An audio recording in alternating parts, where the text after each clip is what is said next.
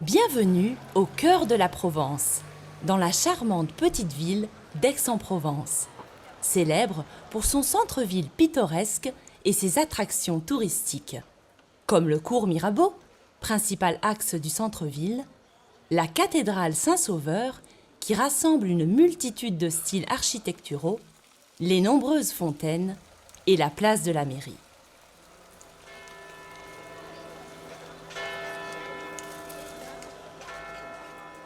Le centre historique accueille également un marché renommé pour ses spécialités traditionnelles.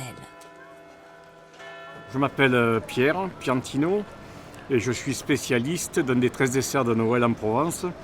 Donc en français ça s'appelle la pompe à l'huile d'olive et en provençal l'ougibassier.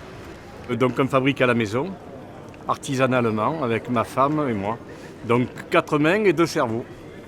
Est-ce que vous pouvez nous dire où est-ce qu'on se trouve aujourd'hui ? Donc on se trouve en plein centre historique d'Aix-en-Provence, petit marché place Richelme, à côté de la mairie. Et d'après ce que j'ai entendu dire par des guides, c'est un des plus vieux marchés de France, un des premiers.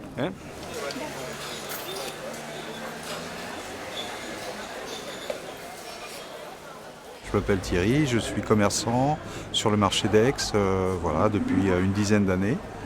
Et voilà, je vends des épices, des poivres rares, des choses comme ça. Et alors, qu'est-ce que vous vendez spécialement ? Spécialement des herbes de Provence, j'y tiens. Ce sont des herbes qui sont cultivées à 15 km d'ici. Je travaille avec une coopérative.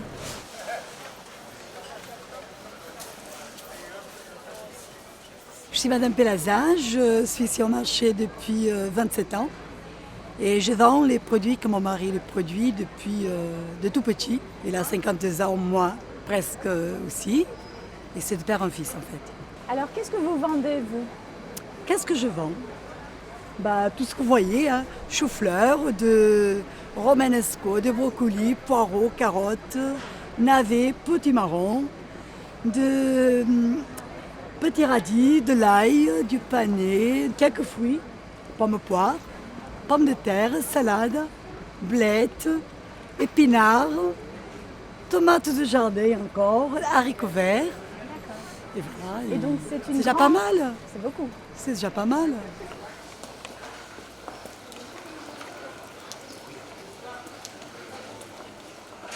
C'est une petite ville, donc c'est plutôt agréable. Moi qui sors de ma petite campagne, donc je voulais pas quelque chose de trop grand, ni trop petit, ni trop éloigné d'où je viens. Donc c'est très bien pour ça. C'est une ville étudiante, après il y a beaucoup de choses à faire. Il y a des sorties, il y a des expositions, des musées, des magasins, forcément. Donc ouais, c'est une ville assez plaisante, ensoleillée. Alors, il fait très froid l'hiver, hein.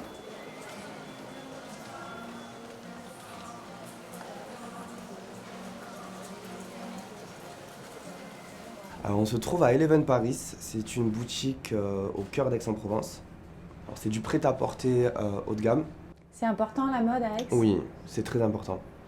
Pourquoi ? Parce que c'est culturel la mode. Ça fait partie de la culture française pour moi la mode. Et c'est vrai que cette ville en particulier, après Paris, en France en tout cas, la mode, elle y est. Voilà. Aix-en-Provence est aussi la ville natale de Paul Cézanne, dont on peut admirer la statue sur la place de la Rotonde. Ce peintre impressionniste du XIXe siècle, considéré ensuite comme précurseur du post-impressionnisme et du cubisme, a représenté la montagne Sainte-Victoire, près d'Aix-en-Provence, dans presque 80 de ses œuvres. Cette montagne, pleine de secrets pour les habitants de la région, le fascinera toute sa vie. Mais quittons désormais l'arrière-pays et découvrons la côte avec un bref arrêt sur le chef-lieu de la région, Marseille, ses calanques et son vieux port. Une comparaison entre Aix et Marseille ? Alors, je dirais que Aix, c'est le petit Paris du sud, de chez nous.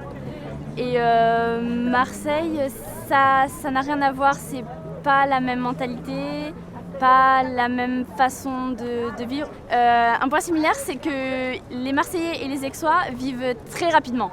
C'est très rapide, mais c'est pas du tout la même chose. Voilà. À plusieurs kilomètres à l'ouest de Marseille s'étend la Camargue, une région naturelle située au bord de la Méditerranée et formée par le delta du Rhône. La Camargue est une zone humide qui abrite de nombreuses espèces animales et végétales. Elle est donc classée comme réserve de biosphère et parc naturel régional. Flamants roses, hérons, taureaux et chevaux y ont élu domicile. Disposant également d'une identité propre au sein de la Provence, elle est aussi un terroir où se conservent de fortes traditions autour du cheval et du taureau. Arrêtons-nous un instant au Sainte-Marie-de-la-Mer, village au cœur de la Camargue et point de départ pour explorer la région. Ce qui est incontournable sur la Camargue, c'est surtout le paysage, parce que quand on vient, il y a un proverbe qui dit ici, quand on vient au Sept, on n'en repart jamais. Parce que c'est des paysages magnifiques, on est entouré de marais avec des chevaux, des taureaux, les flamants roses. C'est vrai que c'est un paysage inoubliable, que les gens viennent visiter la Camargue, ils en repartent avec des souvenirs plein la tête.